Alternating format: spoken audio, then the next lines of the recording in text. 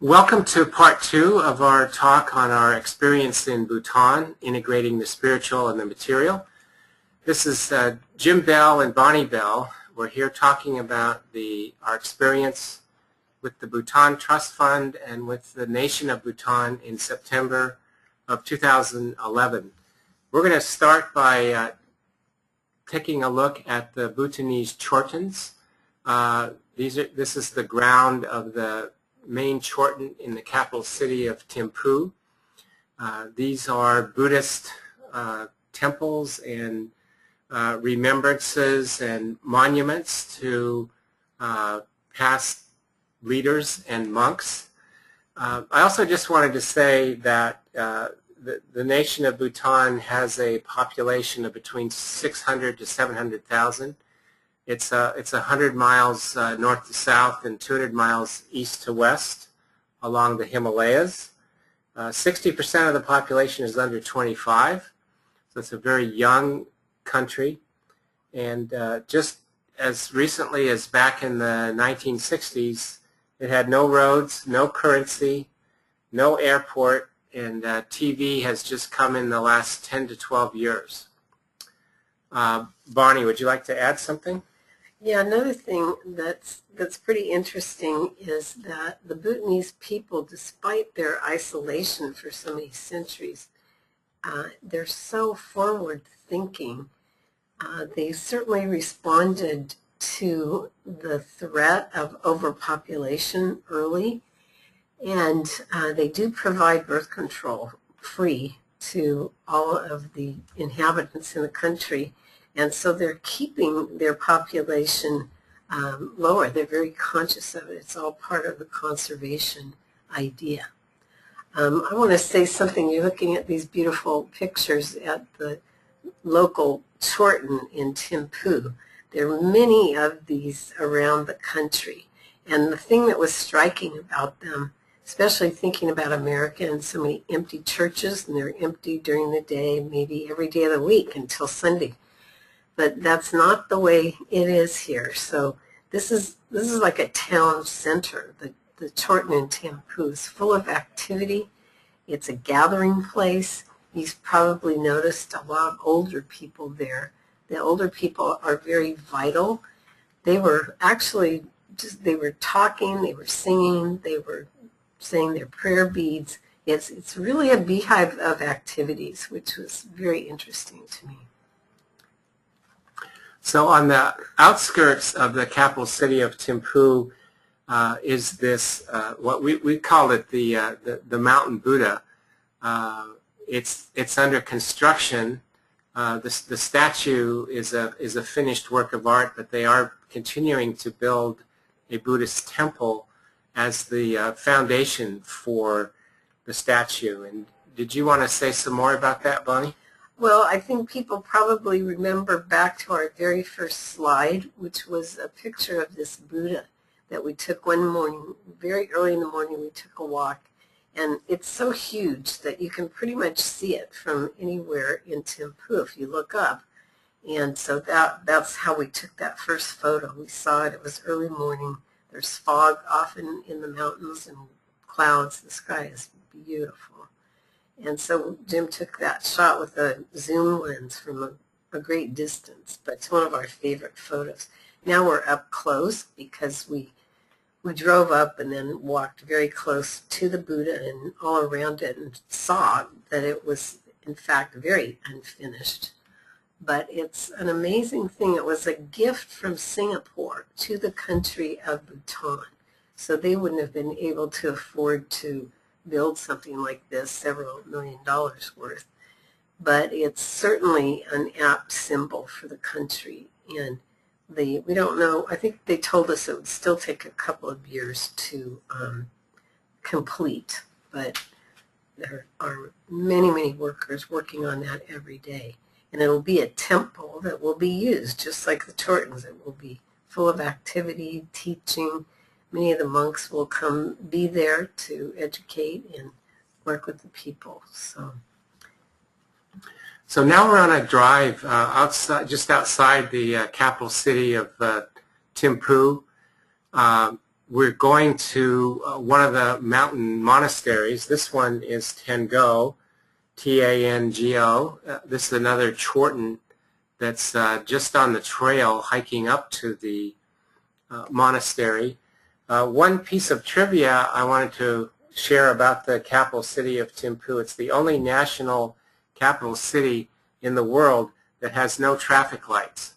All of the intersections, for the most part, are traffic circles, and there's two main intersections in the downtown area that have a traffic police.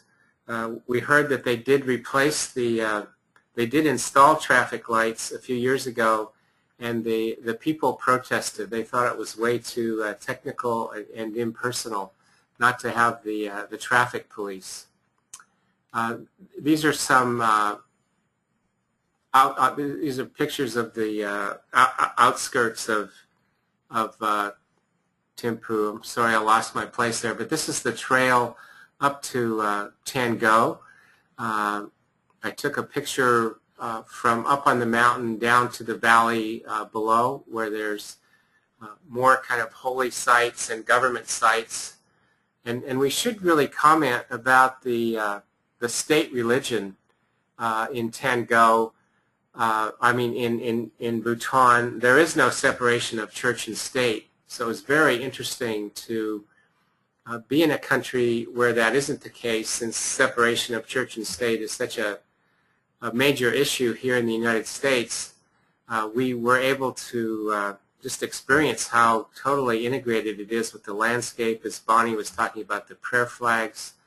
And here we are on the trail up to the monastery, which is also a university of Buddhist spiritual studies. This was a challenging hike, but not impossible. It wasn't mountain climbing.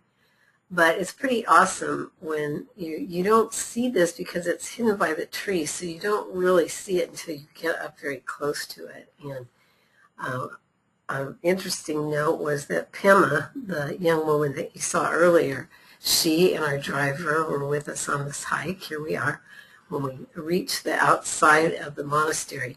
Well, she was using her cell phone to contact her friend who's a monk at the monastery. He had his cell phone, and they were all very excited about us coming up there. It's not that common that a couple of Americans are going to be up at this monastery.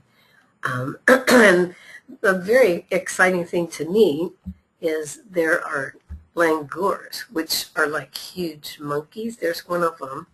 And they live in these mountaintops. They live around this monastery and have for hundreds of years.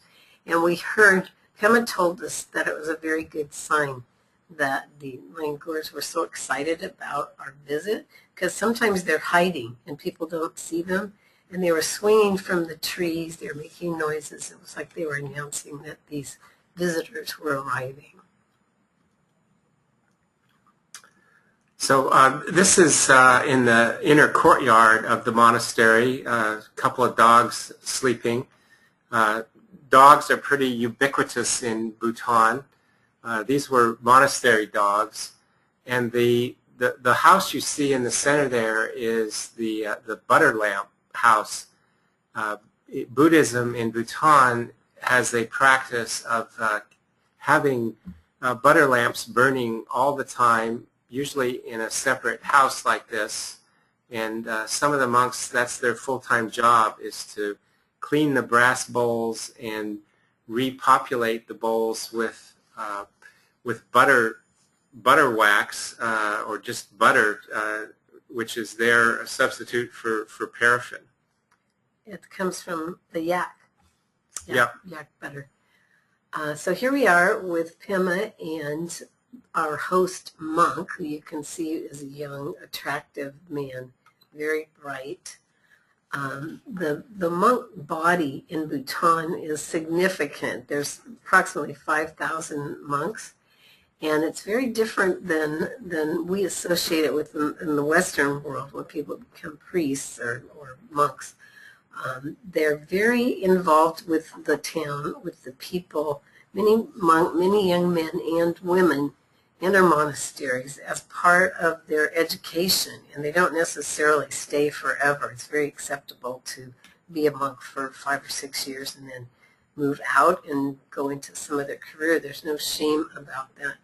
But this young man who was a friend of Pema's, I think he intends to remain a monk, and he was very excited. It was very welcoming. He kind of toured us the places where we could go in the monastery, served us tea. He had baked some goodies for us, and I'll never forget being in that library in that monastery. Now we're going to move along to another monastery. This one is called Tiger's Nest in English. It's Taksang Monastery in Bhutanese. This is probably the most famous site in Bhutan because of its kind of geographic wonder, having this monastery clinging to these cliffs. And this was one of our final experiences in Bhutan, where we took a day to make this hike by horseback and on foot to make it to this monastery, and it was really a memorable and incredible experience for us. Here we are at the trailhead where we were able to drive to and park, getting ready for our journey. This is Pema again, our trustworthy guide. And some of you may not know that Bonnie and I have theology backgrounds. We met in seminary at the Graduate Theological Union in Berkeley. Each of us has a Master's of Divinity degree, and Bonnie also has a Master's in Pastoral Counseling. So spiritually, the mission of Bhutan was certainly something that appealed to both of us. And to state that again, the whole purpose of Bhutan and the Bhutanese people is to harmonize the material and the spiritual. And this is something that's fascinated both Bonnie and me for most of our lives. When I was a young boy growing up in a very religious Christian home, and I learned about the verse in the book of Luke, chapter 16, verse 13, that no servant can serve two masters, for either he will hate the one and love the other, or else he will hold the one and despise the other. You cannot serve God and mammon. And I realized that mammon really refers to a greedy materialism, but I always listened to it or took it as just the challenge between our humanity in being both spiritual and material, and recognize the challenge of having to somehow integrate and harmonize those two. So Bonnie and I were both fascinated by the possibility of seeing the experience of how the people live and work that harmony on an everyday basis. I hope you're gasping at these beautiful views that you're getting. If you bring up Bhutan, just if you Google Bhutan, you're probably going to see an image of Tiger's Nest Monastery. We have a book at home that we got that typically has a picture of the monastery. And this was built originally, I'm going to say the 11th century, and I could be wrong, it could have been earlier, but I'll say at least by the 11th century. And so it's very ancient. It did burn at one point. These butter lamps turn out to be pretty dangerous, and a lot of the fires are started this way. But they rebuilt that monastery. It was not burnt to the ground, but they restored it in just more recent years. So you see it restored. Again, the beautiful architecture, the hand painting, the hand carving, and how they did it so long ago at this height is really awesome. It's like one of the wonders of the world. And you see the prayer flags way down that mountainside. So there were people there, and all these are strung from the pathway to the monastery. So I can't even imagine how they strung them up. It's very treacherous. And this was a person that we saw on the path up. There are many pilgrims who take this journey very seriously, and this one obviously is bringing wood to the monks. So people do this as paying homage and as part of their commitment to help support the monks. They often are going up there to build or do something, and the monks will feed them when they're up there. They have services all the time. And I have to confess that I didn't make it all the way to the top. I thought we were almost there when we were seen so close, and then I realized I had to go up and down several times to actually get to the entrance. So Pam and I stayed back and started hiking down, but Jim continued with our driver and made it to the top. It's a popular place to visit in Bhutan for sure. I thought it was kind of charming that there's actually a little police station in the monastery, just so they have 2 or 3 policemen on site just to handle the hikers, the pilgrims who come up here, and kind of coordinate the visitation hours with the monks. We arrived just in time for the monks' lunch hour, where they don't allow visitors. So we had to wait till they were accepting people to come in, and I was able to go in and listen to the monks playing their holy instruments, their drums, their brass pipes, and reading and chanting their prayers. So it was quite a special experience. We're going to end here with pictures that we didn't take. When we were there in September, the country was very excited to prepare for the royal wedding that started on October 13th. We understand it was a 3-day ceremony. So this is King number 5, Jigme Kheshar Namgyel Wangchuck, and his bride is Queen Jetsun Pema. So these were pictures we got off the internet, but you can certainly see the beautiful fabrics, colors, and textile heritage of the Bhutanese people. The people love their king. They love their royal family. The king number 4, his father, is still living. He's very revered for declaring democracy and for his principle of gross national happiness as opposed to gross domestic product. That's king number 4 in the left, on the left side of the picture, with the big yellow robe and sash across his shoulder. And his son, king number 5, is in the middle next to the queen. And the person on the right is the Khenpo. He's the Buddhist spiritual leader for Bhutan. And this was at their wedding ceremony. I just wanted to say something about the young king, who is quite a sensation.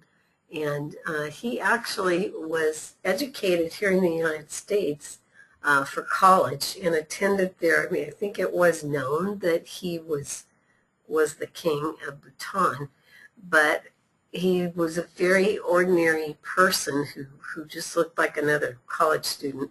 He then went to Oxford as well. So the people who are becoming educated, very interestingly, are returning to Bhutan. So there isn't this groundswell of people becoming educated and leaving the country. They really love their country and they want to contribute to it as it develops in the world. So we're happy to share our experience. As we said earlier, we're not experts on Bhutan or Buddhism, but we did have a special experience, and we hope this was meaningful for you in some way. Thank you for your attention.